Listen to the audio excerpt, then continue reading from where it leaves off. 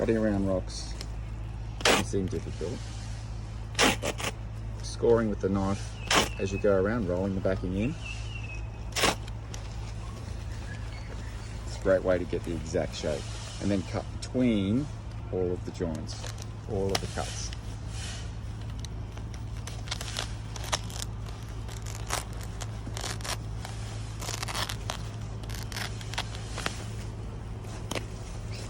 Exact shape.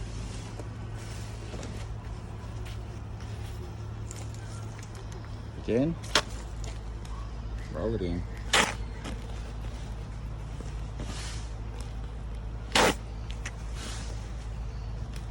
Find the shape of the rock. Find the shape of the rock. Score the back of the turf.